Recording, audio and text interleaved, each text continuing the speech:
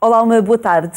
Envelhecer é uma proposta escrita por 15 pessoas para olhar para o envelhecimento. Esta publicação da responsabilidade da União das Misericórdias Portuguesas oferece 15 olhares provenientes de diversos setores sociais que convidam a uma reflexão que é pertinente e necessária. Para falarmos sobre esta publicação está connosco Manuel Caldas de Almeida, vice-presidente da União das Misericórdias Portuguesas, que saúdo e agradeço a sua presença neste programa Eclésia. Muito obrigada.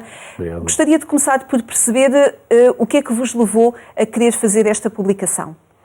Sim, o objetivo desta publicação foi dar a visão pessoal de pessoas, personalizar o envelhecimento. Por um lado, pedindo a essas pessoas que fizessem um pequeno texto sobre alguém que tinham acompanhado enquanto velho e que tinham acompanhado nesse processo, e uma outra reflexão sobre o seu próprio envelhecimento, o que é que as pessoas achavam que ia ser o seu próprio envelhecimento. Uma das primeiras questões que me parece importante é que quando começámos a convidar pessoas e tentámos falar de pessoas de várias origens, de várias diferentes profissões, setores, várias com diferentes idades, profissões, etc. sim. Sucedeu uma coisa muito curiosa, é que várias pessoas falaram comigo pessoalmente e me disseram: acho o projeto fantástico e comoveu-me quando comecei a pensar sobre isso, mas não tenho coragem para ir até ao fim. Ou seja, eu percebi que para algumas pessoas o pensar no próprio envelhecimento e ter que materializar o facto de que um dia iam ser velhos, ou dependentes, ou frágeis, ou dementes, era demasiado difícil para as pessoas escreverem sobre Só isso já é alvo de registro. É muito importante isto. Porquê é que nós pensamos nisto? É sabido que, as alterações demográficas que existem neste momento, cada vez temos pessoas mais... É preciso notar que a questão não é termos pessoas com 80 ou com 90 ou com 100 anos. Sempre houve pessoas com 80, 90 ou 100. A questão é o número de pessoas que chegam aos 80, aos 90 e aos 100. Termos a noção que em Portugal, neste momento, há mais de 5.100 centenários. 5.100 pessoas com mais de 100 anos. Se pensarmos também que em 1950, que não foi há tanto tempo assim, havia uma esperança média de vida em Portugal de 55 anos, e neste momento para as senhoras é de 82. E daqui a uns anos está 90? Sim, o que quer dizer que ganhámos 30 anos. Todos nós vivemos mais de 30 anos em média do que vivíamos há muito pouco tempo. Mas ganhar esses anos quer dizer ganhar de qualidade?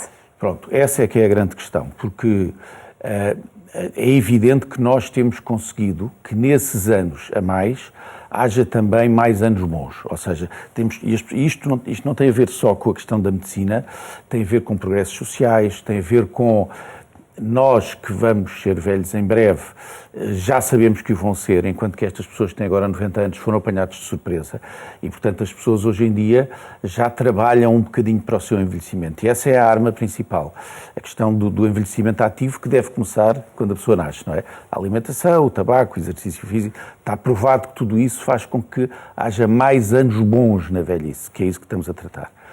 Agora, todos sabemos também que, inevitavelmente, haverá anos menos bons, ou seja, o processo de envelhecimento, quanto mais não seja pela grande fragilidade, as pessoas com muitos anos, pela grande fragilidade geriátrica, por terem uma ou mais do que uma doenças crónicas, têm perdas.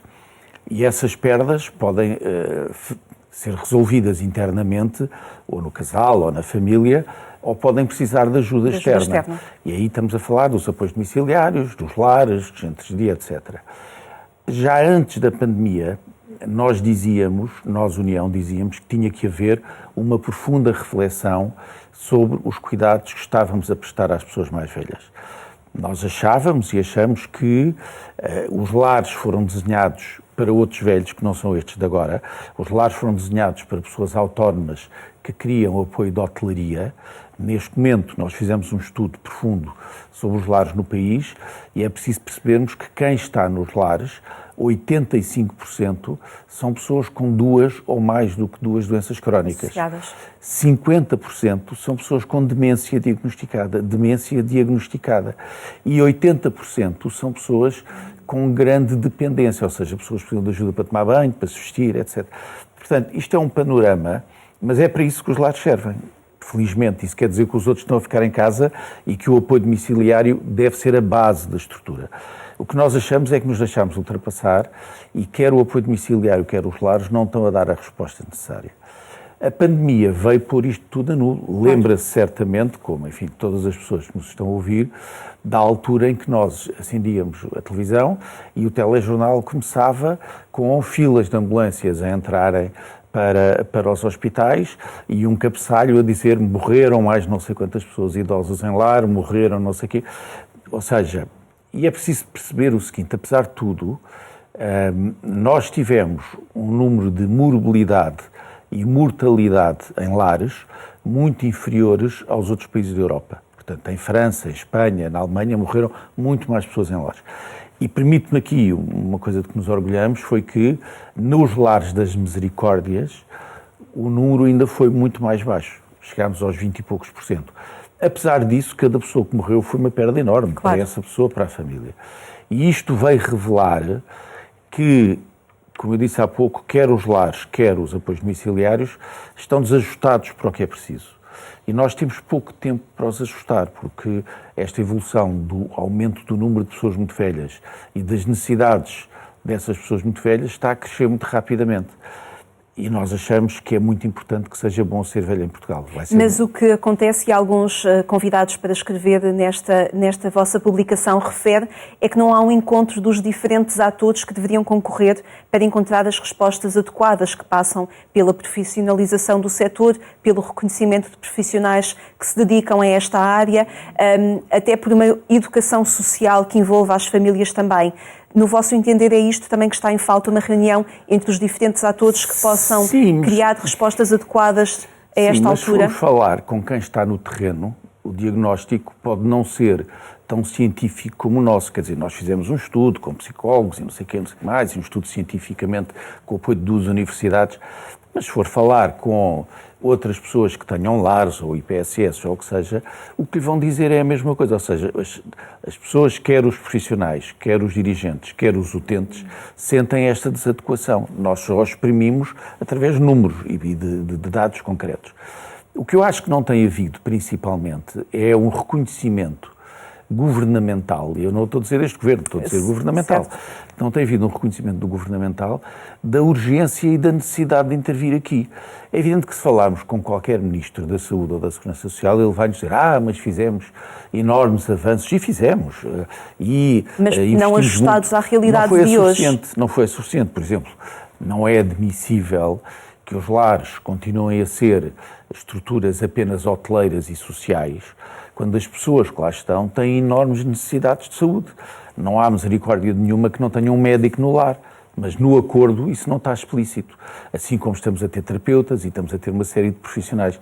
Falou aí numa questão muito importante que tem a ver com a formação e com a dignificação do trabalho. Eu quero aqui dizer, por exemplo, hoje em dia é exigido a uma auxiliar de um lar, uma ajudante de lar, são exigidas competências relacionais, é exigido saber lidar com pessoas com demência, é exigido saber acompanhar pessoas em fim de vida com necessidades paliativas, e tudo isto existe uma competência pessoal enorme. E nós temos que investir isso e temos que dignificar esta profissão.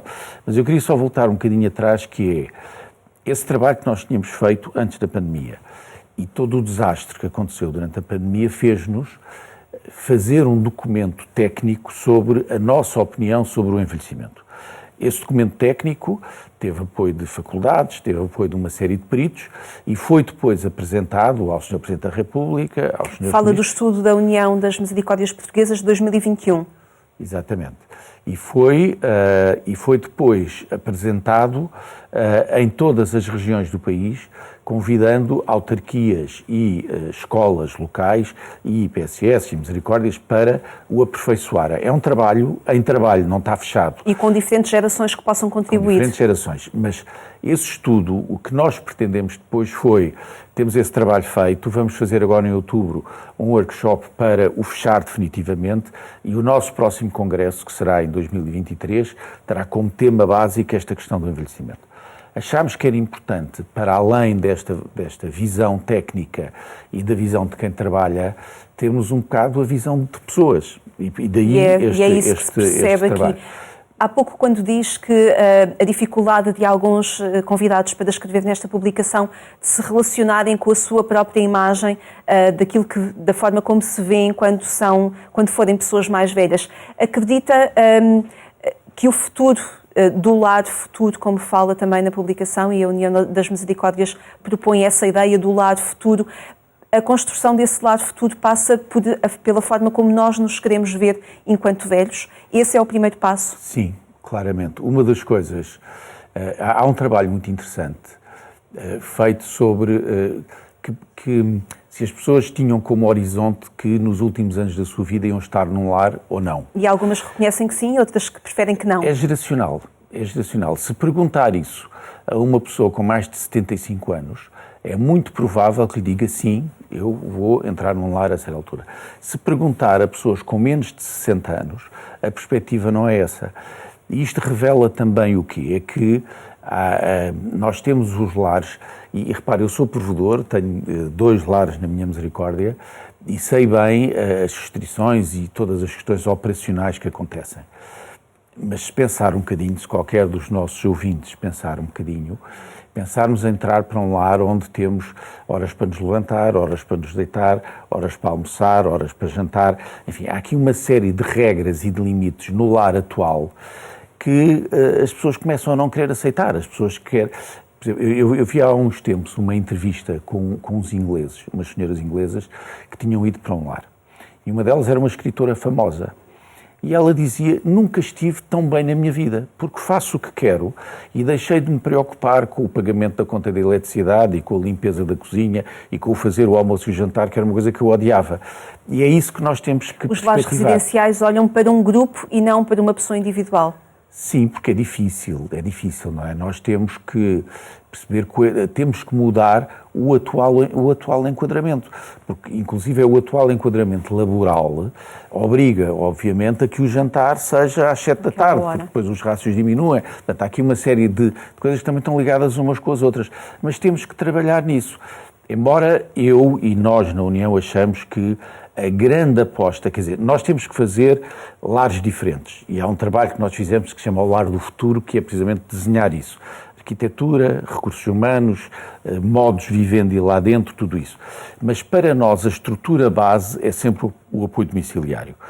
E aí temos que apostar muito fortemente com novas tecnologias, com novos tipos de apoios e tornar o apoio domiciliário também diferente do que é hoje. Aliás, o estudo que referiu há pouco, publicado em 2021, fala que a institucionalização deve ser ou retardada ou evitada ao máximo. Sim, inevitavelmente vai continuar a haver necessidades de institucionalização. Nas pessoas com demência, por exemplo, a partir de uma certa fase, para a pessoa não é mau ser institucionalizada, desde que a instituição saiba lidar com ela, e para a família pode ser muito pesado. Ou às vezes nem sequer a família. Eu, neste momento, como médico, sigo muitos casais em que ficam os dois com demência e não têm filhos, não têm família, portanto aquilo torna-se impossível de estarem em casa, mesmo com um apoio domiciliário muito forte. Portanto, vai haver sempre esse tipo.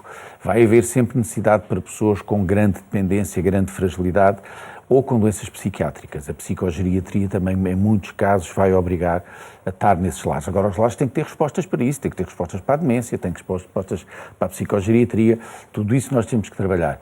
Mas o que eu acho que é importante as pessoas perceberem também é que do apoio domiciliário tem que fazer parte, se a pessoa tiver algum grau de dependência ou até de demência, poder continuar a ter qualidade de vida. E o que é ter qualidade de vida? Ter qualidade de vida não é só a garantia de que tem a comida e que tem a higiene e que tem o banho diário. Não é só isso. A qualidade de vida é poder estar com os amigos, é poder sair à rua, é poder fazer aquilo que nós gostamos de fazer e que as pessoas mais velhas também gostam. É aquilo que se espera quando nos reformamos, mas que depois parece que se torna um problema, que não se sabe o que fazer com o tempo livre. E é a ocasião... Há muitas coisas interessantes para fazer. Eu ainda não estou reformado, mas eu acho... Mas às vezes parece que se almeja muito a idade da reforma, mas depois não se sabe fazer. Estamos a envelhecer mal.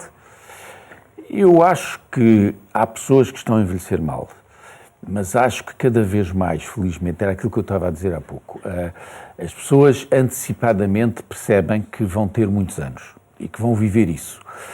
E começam a pensar nisso. Até as próprias companhias de seguros começam a pensar isso, começam a perceber que há um mercado para as pessoas mais velhas.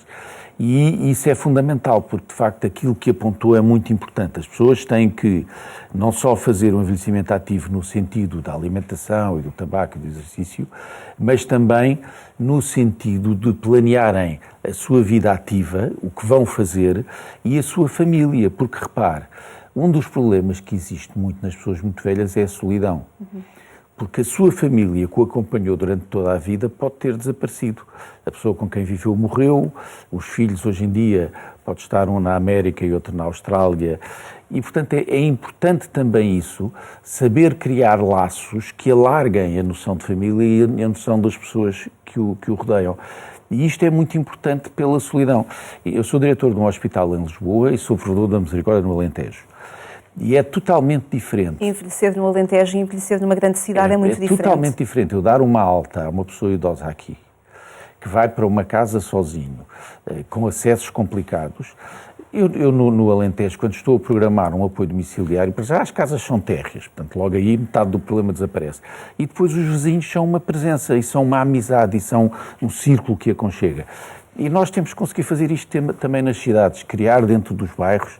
Eu vi no outro dia uma experiência muito interessante em França, em Paris, uma cidade megalómana enorme, em que, em alguns bairros, estão a fazer na rua um almoço de bairro semanal, ou seja, em que põem uma mesa comprida, cada um traz o seu piquenique, para as pessoas começarem a conviver para além do olá, bom dia que se faz no E falta essa consciência social também de comunidade, para integrar as pessoas mais velhas. Isto quer nas regiões do interior, como também nas regiões mais citadinas. Falta este sentido de comunidade. Claro, por isso é que nós achamos importante fazer este documento, porque a comunidade tem que nascer das pessoas.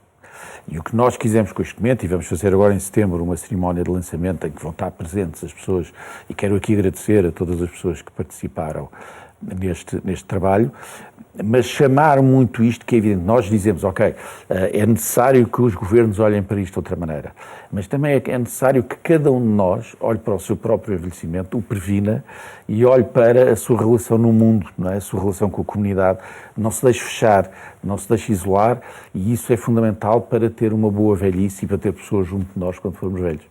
Falávamos há pouco da pandemia e daquilo que veio provocar também na forma como vemos o envelhecimento e aquilo que foram as condições em que tantos idosos tiveram de viver, e pós-pandemia falamos também no programa de recuperação e de resiliência.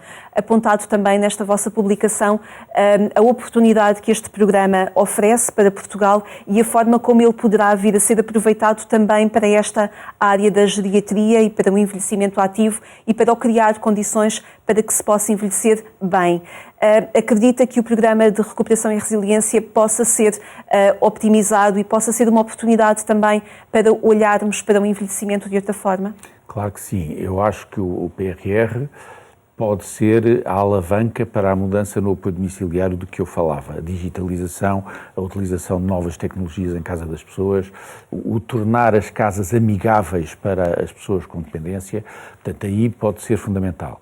A outra coisa que seria muito importante era que fosse utilizado para remodelar os lares existentes. Há uma diferença muito grande na parte da arquitetura e até de ambiente nos lares, conforme a altura em que foram feitos. Os lares mais recentes já obedeceram a legislação mais adaptada, os mais antigos estão menos amigáveis, e era muito importante que o PRR fosse de facto usado para essa adaptação. A construção de lares novos, eu aí iria ser muito prudente. Há zonas do país onde claramente faltam, e estou a falar de Lisboa e do Porto, obviamente, e o Algarve. Nos locais onde há mais um aglomerado de e onde não foram feitos lares. Houve, por várias razões de investimento público e das OMS e das Misericórdias, há zonas do país onde foram criados lares e onde há uma cobertura suficiente. E há outras onde não, e portanto isto tem que ser visto também conforme a região do país. Mas acho que o PRR, enfim, eu não queria dizer que é a última oportunidade, mas é certamente uma oportunidade importante. Sem esquecer a responsabilidade individual e coletiva. Para além de estrutural, de política, cada um de nós tem uma responsabilidade individual no envelhecimento ativo e no bom envelhecimento. Claro, a primeira responsabilidade é o envelhecimento ativo, ou seja, e aí é preciso as pessoas saberem mesmo que se nós ao longo da vida evitarmos a obesidade, não fumarmos e fizermos exercício físico, não só vamos viver mais anos, como vamos viver melhor esses anos, com maior autonomia, com maior capacidade. E isso é fundamental. Portanto, a grande aposta é a aposta pessoal. A outra aposta também tem que ser alguma aposta financeira, ou seja, os gastos, os custos de garantir cuidados e cuidados de saúde, cuidados sociais e de saúde para as pessoas mais velhas vão crescer. Os orçamentos de Estado provavelmente não vão crescer na mesma proporção. Vai ser exigido muito às misericórdias e às IPSS e nós temos que ter solvência e eficiência, e isso é um trabalho que nós estamos também a desenvolver, fazer as coisas melhor e mais barato, mas também é importante as famílias e as pessoas gerirem os seus recursos para não esgotarem tudo nas primeiras fases. Falamos neste dia em que a Igreja Católica assinala a memória da Madre Teresa de Calcutá, ela que tratou tantos anos de pessoas escondidas que a sociedade não queria ver. Não deixa de ser um desafio também olharmos para estas pessoas que envelhecem, que de uma forma ativa parece que não contribuem para a sociedade, mas contribuem muito e têm de ser valorizadas. Sim, têm que ser valorizadas e quando há pouco falava das pessoas não saberem o que é que vão fazer depois de se reforma, é preciso dizer que hoje em dia, entre a reforma e o ser velho, há uma data de anos, porque a maioria das pessoas que se formam com os 65 anos não são velhos, são pessoas que estão ótimas. Muito ativas. E nós temos que desenvolver também mais este voluntariado de proximidade. O mecenato, o voluntariado é algo que não está, ainda tem muito caminho em Portugal para se fazer e que eu acho que é fundamental. Até porque é complementar ao trabalho que os profissionais vão fazer sempre. Não é? Lá falamos então deste conjunto de diferentes atores que se devem juntar e olhar de facto para esta realidade. Envelhecer é a proposta da União das Misericórdias Portuguesas. Dr. Manuel Caldas de Almeida, muito obrigada por ter vindo ao programa, propor-nos estes 15 olhares que encaram o envelhecimento e querem fazê-lo afirmando a dignidade de todos. Muito obrigada então por ter estado connosco a propor-nos esta reflexão. Obrigada a si também por nos ter acompanhado. Tenham um resto de boa tarde. Até amanhã, se Deus quiser.